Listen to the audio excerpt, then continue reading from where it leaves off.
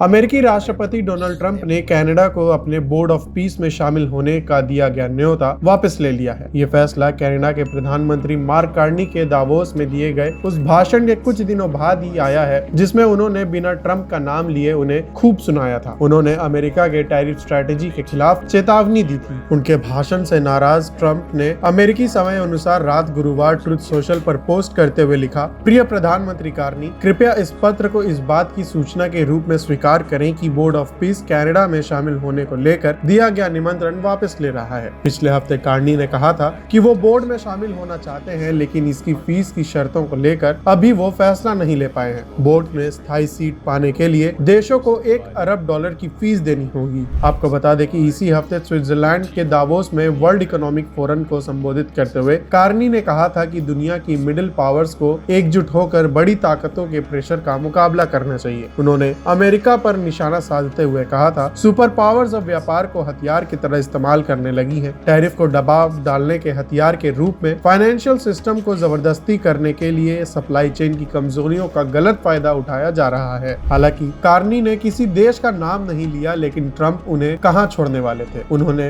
बाद में फोरम के दौरान प्रतिक्रिया देते हुए कहा, कनाडा अमेरिका की वजह से जिंदा है। मार्क, अगली बार बयान देते वक्त ये याद रखना। कार्नी के भाषण के कुछ घंटे पहले ही ट्रंप ने सोशल मीडिया पर एक डिजिटल रूप से बदली गई मैप की तस्वीर पोस्ट की थी, जिसमें ग्रीनलैंड, वेनेजुएला और कनाडा को अमेरिकी झंडे से ढका हुआ दिखाया गया था। कार्नी ने अपने भाषण में ये भी कहा कि नियमों पर आधारित अंतर्राष्ट्रीय व्यवस्था अब व्यवहारिक रूप से खत्म हो चुकी है। दुनिया की महाशक्तियां अपने हाथों को आगे बढ़ाने के लिए व्यापार को हथियार की तरह इस्तेमाल कर रही हैं। इस दौरान कार्नी ने यूरोप पर भी निशाना साधा और कहा, अमेरिका के वर्चस्व के दौर पे सबको फायदा होते रहे, इसलिए पश्चिमी देश कथनी और करनी के फर्क में आंखें मूंद रहे हैं।